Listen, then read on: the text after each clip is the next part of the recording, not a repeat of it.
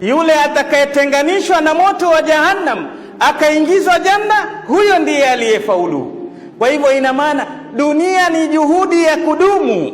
Madamu uko duniani, mmoja katika wema waliotangulia asema, mimi sahaba wa Mtume sallallahu alaihi wasallam kama sikosee, Uthman ibn Affan, aendelea kusema baada ya kusema, nikiliona kaburi naona nimeanza mwanzo wa akhira, maisha ya akhira yaanza kaburini, ndipo ninapolia.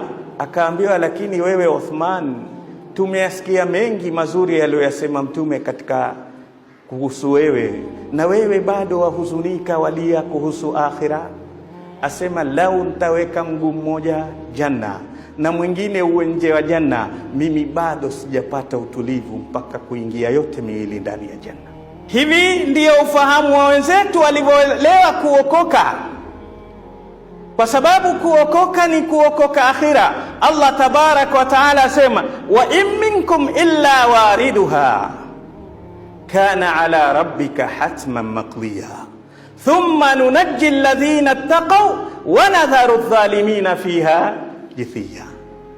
Nyote mtapita juu ya moto, mutaivuka sirat.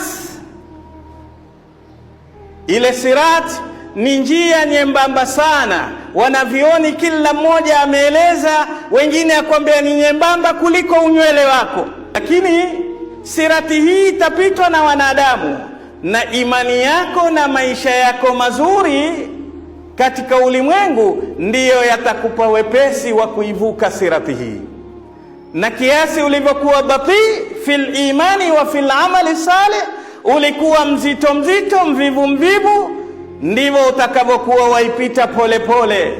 Na kuna wengine kwa mijidhambi yao mikubwa, wakiukosa msamaha wa Allah wataporomoka, na kuna wengine watakuwa na makosa na Allah yuwasamehe, kwa sababu inna Allaha la yaghfiru an yushraka bihi wa yaghfiru ma duna dhalika liman yasha.